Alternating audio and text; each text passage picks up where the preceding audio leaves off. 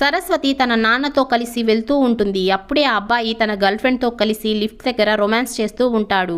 ఇది గమనించిన సరస్వతి వాళ్ళ నాన్న డైరెక్ట్గా వాళ్ళ దగ్గరికి వెళ్ళి వాళ్ళతో గొడవ వేసుకుంటాడు. అయినా కూడా వాళ్ళిద్దరూ పట్టించుకోరు. దాంతో సరస్వతి వాళ్ళ నాన్న కోపంగా కిందకి వెళ్ళి సెక్యూరిటీ గార్డ్తో ఆ అబ్బాయిని వెంటనే ఫ్లాట్ ఖాళీ చేయించండి అని అరుస్తాడు. దానికి సెక్యూరిటీ గార్డ్ ఆ అబ్బాయిది సొంత ఫ్లాట్ మేమేమి చేయలేము అని అంటాడు. రాత్రి అయ్యాక సరస్వతి ఒంటరిగా ఒక బుక్ తీసుకుని ఆ అబ్బాయి రూమ్కి వెళ్తుంది.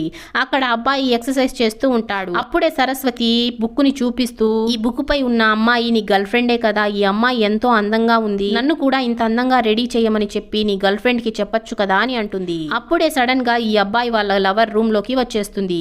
రూమ్ లో వీళ్ళిద్దరు ఉండడం చూసిన ఆమెకి పిచ్చ కోపం వచ్చి తన చేతిలో ఉన్న బాటిల్ ని సరస్వతి వైపుకి విసురుతుంది. దాంతో ఈ అబ్బాయి సరస్వతిని కాపాడడానికి అడ్డంగా రావడంతో ఆ బాటిల్ ఇతని వీపుకి తగులుతుంది. దాంతో ఇతనికి గాయం అవడంతో సరస్వతి మెడికల్ స్టోర్ కి తీసుకుని వెళ్తుంది.